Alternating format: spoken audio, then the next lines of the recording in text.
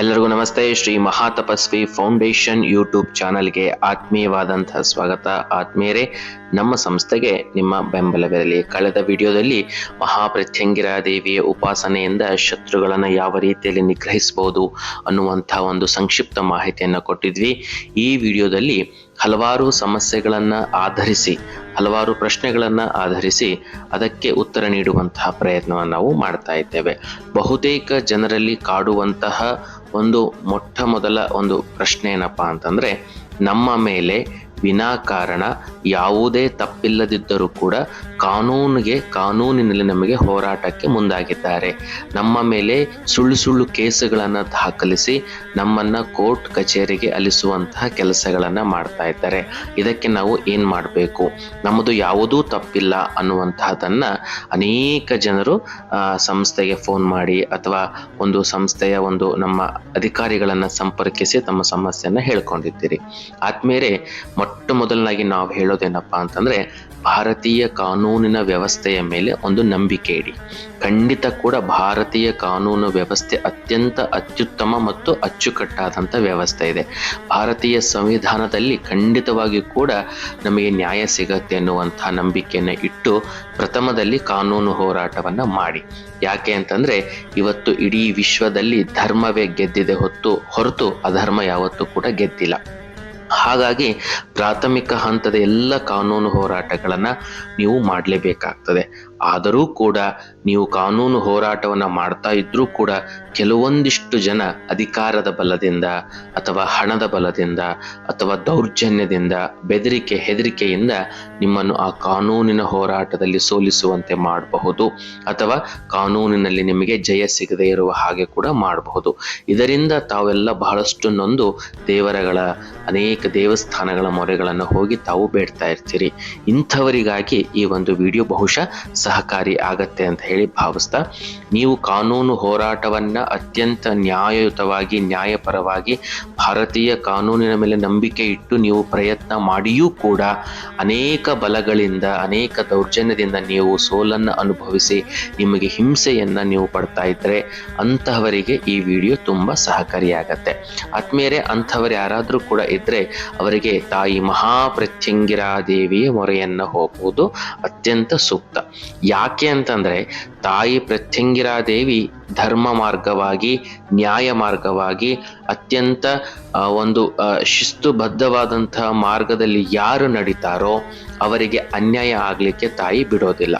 ಒಂದು ವೇಳೆ ನಮ್ಮಲ್ಲಿ ಅಧರ್ಮ ಇದ್ದು, ನಮ್ಮಲ್ಲಿ ಅನ್ಯಾಯ ಇದ್ದು ನಾವು ಸುಮ್ಮನೆ ತಾಯಿ ಪ್ರತ್ಯಂಗಿರಾ ದೇವಿ ಮೊರೆಯನ್ನು ಹೋದರೆ ತಾಯಿ ನಮ್ಮ ಕೈ ಹಿಡಿಯೋದಿಲ್ಲ.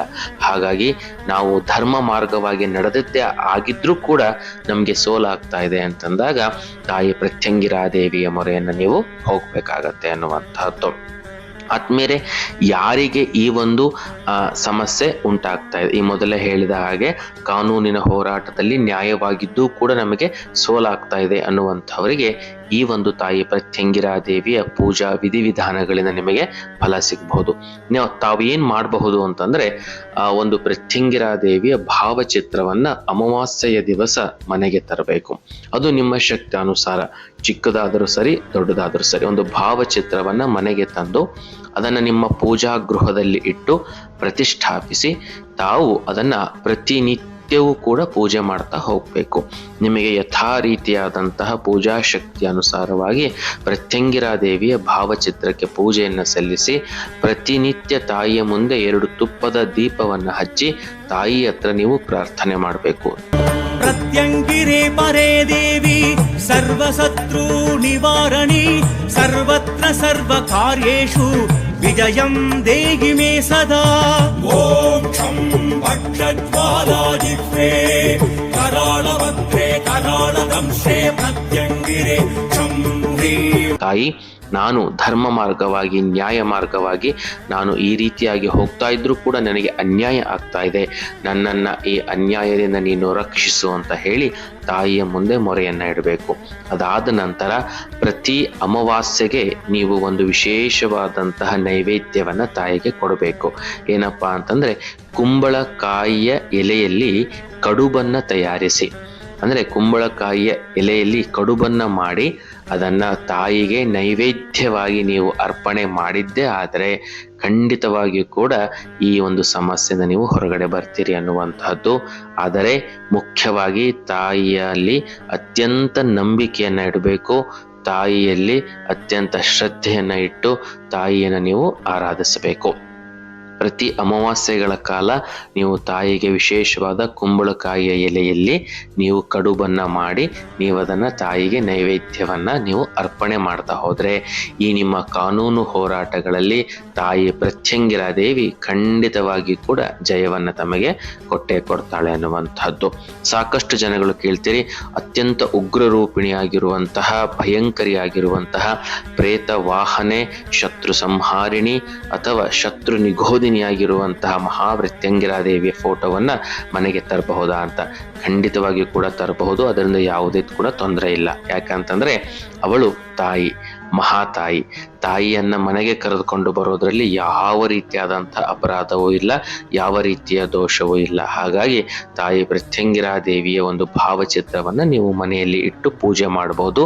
ಇದರಿಂದ ಇಡೀ ನಿಮ್ಮ ಮನೆಗೆ ರಕ್ಷಣೆ ಸಿಗತ್ತೆ. ಇದು ಇಡೀ ನಿಮ್ಮ ಮನೆಗೆ ಒಂದು ರಕ್ಷಾ ಕವಚವಾಗಿ ತಾಯಿಯ ಅನುಗ್ರಹ ನಿಮಗೆ ಸಿಗತ್ತೆ. ಜೊತೆಗೆ ಮುಖ್ಯವಾದ ಇನ್ನೊಂದು ವಿಚಾರ ಅಂತಂದರೆ, ಮೊದಲನೇ ವಿಡಿಯೋದಲ್ಲೂ ಕೂಡ ನಾವು ಹೇಳಿದ್ದೀವಿ, ಗುರು ದೀಕ್ಷೆ ಇಲ್ಲದೆ, ಗುರುವಿನ ಅನುಗ್ರಹವಿಲ್ಲದೆ, ಗುರುವಿನ ಮಾರ್ಗದರ್ಶನವಿಲ್ಲದೆ ತಾಯಿ ಮಹಾಪ್ರತ್ಯಂಗಿರಾ ದೇವಿಯ ಯಾವ ಬೀಜಾಕ್ಷರಿ ಮಂತ್ರಗಳನ್ನು ಅಥವಾ ಯಾವುದೇ ಮಾಲಾ ಮಂತ್ರಗಳನ್ನು, ಯಾವುದೇ ಖಡ್ಗಮಾಲಾ ಸ್ತೋತ್ರಗಳನ್ನು ಅಥವಾ ಯಾವುದೇ ರೀತಿಯ ಋಗ್ಮಂತ್ರಗಳನ್ನು, ಯಾವುದೇ ರೀತಿಯಾದಂತಹ ಒಂದು ಮಂತ್ರಗಳನ್ನು ಕೂಡ ಪಠಿಸಬೇಡಿ. ಯಾಕೆ ಅಂತಂದರೆ ಅದು ತುಂಬ ಅಪಾಯಕಾರಿಯಾಗಿರ್ತಕ್ಕಂಥದ್ದು. ಹಾಗಾಗಿ ಗುರು ಮುಖೇನವಾಗಿ ಗುರು ದೀಕ್ಷೆಯನ್ನು ಪಡೆದು ಗುರುವಿನ ಮಾರ್ಗದರ್ಶನದಲ್ಲಿಯೇ ತಾಯಿಯ ಮೂಲ ಬೀಜಾಕ್ಷರಿಗಳನ್ನು ತಾವು ಪಠಿಸಬಹುದು ಅನ್ನುವಂಥದ್ದನ್ನು ಮತ್ತೊಮ್ಮೆ ನಿಮಗೆ ಸೂಚನೆಯನ್ನು ಕೊಡ್ತಾ ಇದ್ದೀನಿ. ನಮಗೆ ಇಷ್ಟೆಲ್ಲ ಮನೆಯಲ್ಲಿ ಮಾಡ್ಲಿಕ್ಕೆ ಆಗ್ತಾ ಇಲ್ಲ, ನಮಗೆ ಇಷ್ಟೆಲ್ಲ ತೊಂದರೆ ಆಗ್ತಾ ಇದೆ, ನಮ್ಮ ಮನೆಯಲ್ಲಿ ಪೂಜೆ ಮಾಡಲಿಕ್ಕೂ ಕೂಡ ಕಷ್ಟ ಅಂತ ಕೆಲವೊಬ್ರು ಕೇಳ್ತೀರಿ. ಅಂಥವ್ರು ಏನು ಮಾಡಿ ಅಂತಂದರೆ, ಪ್ರತಿ ಅಮಾವಾಸ್ಯೆ ನಿಮ್ಮ ಊರಿನ ಸುತ್ತಮುತ್ತ ಸ್ಥಳದಲ್ಲಿರುವಂತಹ ಒಂದು ಉಗ್ರ ದೇವತೆ ಅಂದರೆ ಈ ಕಾಳಿ, ಚೌಡೇಶ್ವರಿ ಅನ್ನುವಂತಹ ದೇವತಾ ಸನ್ನಿಧಾನಕ್ಕೆ ಹೋಗಿ ಅಲ್ಲಿ ನೀವು ಈ ಕುಂಬಳಕಾಯಿಯ ಎಲೆಯಿಂದ ಮಾಡಿದ ಕಡುಬನ್ನು ನೈವೇದ್ಯಕ್ಕೆ ಕೊಟ್ಟು ಬನ್ನಿ. ಇಷ್ಟಾದರೂ ಕೂಡ ಮಾಡಿ ಖಂಡಿತ ನೀವು ಕಾನೂನು ಹೋರಾಟದಲ್ಲಿ ಜಯವನ್ನು ಪಡಿತೀರಿ ಅನ್ನುವಂತಹದ್ದು. ಮತ್ತೆ ಯಾವ ರೀತಿಯಾದಂತಹ ಶತ್ರುವಿನ ಬಾಧೆಗೆ ನೀವು ಒಳಗಾಗ್ತಾ ಇದ್ದೀರಿ ಅಂತಕ್ಕಂಥದ್ದನ್ನು ಕಮೆಂಟ್ ಮುಖಾಂತರ ತಿಳಿಸಿ. ಅದರಲ್ಲಿ ಹೆಚ್ಚು ಕಮೆಂಟ್ಗಳು ಯಾವ ವಿಚಾರಕ್ಕೆ ಬಂದಿರ್ತದೆ, ಅದಕ್ಕೆ ಏನು ಪರಿಹಾರವನ್ನು ತಾಯಿ ಪ್ರತ್ಯಂಗಿರಾ ದೇವಿಯ ತಂತ್ರ ಪ್ರಯೋಗದಲ್ಲಿ ಕೊಡಬಹುದು ಅಂತಕ್ಕಂಥದ್ದನ್ನು ನಾವು ನೋಡಿ ನಿಮಗೆ ತಿಳಿಸುವಂತಹ ಪ್ರಯತ್ನವನ್ನು ಮಾಡ್ತೇವೆ. ಬಹುಶಃ ಪ್ರತ್ಯಂಗಿರಾ ದೇವಿಯ ತಂತ್ರ ಪ್ರಯೋಗವನ್ನು ಮಾಡಿ ಇತಿಹಾಸದಲ್ಲೇ ಸೋತಿರುವಂತಹ ವ್ಯಕ್ತಿ ಯಾರೂ ಇಲ್ಲ. ಯಾರು ಸರಿಯಾದ ಮಾರ್ಗದರ್ಶನವನ್ನು ಪಡೆದು ಸರಿಯಾದ ರೀತಿಯಾದಂತಹ ಮಾರ್ಗದಲ್ಲಿ ಮಹಾತಾಯಿ ಪ್ರತ್ಯಂಗಿರಾ ದೇವಿಯ ಆರಾಧನೆಯನ್ನು ಮಾಡ್ತಾ ಹೋಗ್ತಾರೋ ಅವರಿಗೆ ಯಾವತ್ತೂ ಕೂಡ ಜಯ ಅನ್ನುವುದು ಕಟ್ಟಿಟ್ಟ ಬುತ್ತಿ ಅಂತಕ್ಕಂಥದ್ದು. ಇದು ನನ್ನ ಅನುಭವದಲ್ಲಿ ನಾನು ಕಂಡಂತೆ ಇದು 100ಕ್ಕೆ 100ರಷ್ಟು ನಡೆದಿದೆ ಅನ್ನುವಂತಹದ್ದು. ಹಾಗಾಗಿ ತಾಯಿ ಪ್ರತ್ಯಂಗಿರಾ ದೇವಿಯ ಮೊರೆಯನ್ನು ಹೋಗಿ ಈಗ ಹೇಳಿರುವಂಥ ಈ ಒಂದು ಚಿಕ್ಕ ಸರಳ ಪರಿಹಾರವನ್ನು ಮಾಡ್ತಾ ಹೋಗಿ. ಎಷ್ಟು ಅಮಾವಾಸ್ಯೆಗಳ ಕಾಲ ಮಾಡಬೇಕು ಅನ್ನುವಂತಹ ಪ್ರಶ್ನೆಗಳು ಕೂಡ ನಿಮಗೆ ಬರ್ತವೆ. ಕನಿಷ್ಠ ಮಾಡಿ 1 ವರ್ಷನಾದರೂ ಕೂಡ ಇದನ್ನು ಮಾಡಿ. ಯಾಕಂತಂದರೆ ಅಷ್ಟು ಸುಲಭವಾಗಿ ನಮ್ಮ ಕರ್ಮಾದಿ ಫಲಗಳನ್ನು ಕಳೀಲಿಕ್ಕೆ ಆಗೋದಿಲ್ಲ. ಹಾಗಾಗಿ ನಿರಂತರವಾಗಿ ತಾಯಿ ಆರಾಧನೆ ಮಾಡ್ತಾ ಹೋಗಿ. ಕನಿಷ್ಠ ನಿಮಗೊಂದು 8 ಅಮಾವಾಸ್ಯೆಗಳ ಕಾಲ ಕಳೆದ ನಂತರ ನಿಮಗೆ ಅದರ ಪ್ರತಿಫಲ ನಿಮಗೆ ಸಿಗ್ತಾ ಹೋಗುತ್ತೆ. ಹಾಗಾಗಿ ತಾಯಿ ಪ್ರತ್ಯಂಗಿರಾ ದೇವಿಗೆ ನೀವೆಲ್ಲ ಶರಣಾಗಿ, ಕಾನೂನು ಹೋರಾಟದಲ್ಲಿ ನೀವು ಸೋತಿದ್ರೆ ತಾಯಿಯನ್ನು ಮೊರೆಯನ್ನು ಹೋಗಿ ಖಂಡಿತವಾಗಿಯೂ ಕೂಡ ತಾಯಿ ನಿಮಗೆ ಜಯವನ್ನು ದೊರಕಿಸ್ಕೊಡ್ತಾಳೆ ಅಂತ ಹೇಳ್ತಾ ಮತ್ತೊಮ್ಮೆ ಹೇಳ್ತಿದ್ದೀನಿ, ಧರ್ಮ, ನ್ಯಾಯ, ನೀತಿ ಮಾರ್ಗದಲ್ಲಿ ನೀವಿರಬೇಕು. ಅನ್ಯಾಯ ನಿಮ್ಮ ಕಡೆ ಆಗಿರಬಾರ್ದು. ಅಂದರೆ ನೀವು ಇನ್ನೊಬ್ಬರಿಗೆ ಅನ್ಯಾಯ ಮಾಡಿ ನಿಮ್ಮಿಂದ ತೊಂದರೆಯಾಗಿ ನೀವು ಮೋಸವನ್ನು ಮಾಡಿ ತಾಯಿ ನನಗೆ ಜಯ ಕೊಡು ಅಂದರೆ ತಾಯಿ ಕೊಡೋದಿಲ್ಲ. ನೀವು ಪ್ರಾಮಾಣಿಕವಾಗಿ ಸತ್ಯವಾಗಿದ್ದು ಭಾರತೀಯ ಕಾನೂನಿನ ವ್ಯವಸ್ಥೆ ಮೇಲೆ ನಂಬಿಕೆ ಇಟ್ಟು ನೀವು ನಡೆದಿದ್ದೇ ಆದರೆ ಖಂಡಿತವಾಗಿಯೂ ಕೂಡ ನೀವು ತಾಯಿ ಪ್ರತ್ಯಂಗಿರಾ ದೇವಿಯ ಅನುಗ್ರಹಕ್ಕೆ ಪಾತ್ರರಾಗಿ ಜಯವನ್ನು ಪಡಿತೀರಿ. ಮತ್ತೆ ಮುಂದಿನ ವಿಡಿಯೋದಲ್ಲಿ ಮತ್ತೊಂದು ವಿಚಾರದೊಂದಿಗೆ ನಿಮಗೆ ಸಿಗ್ತೀವಿ. ಕಾಯ್ತಾ ಇರಿ. ನಮಸ್ತೆ.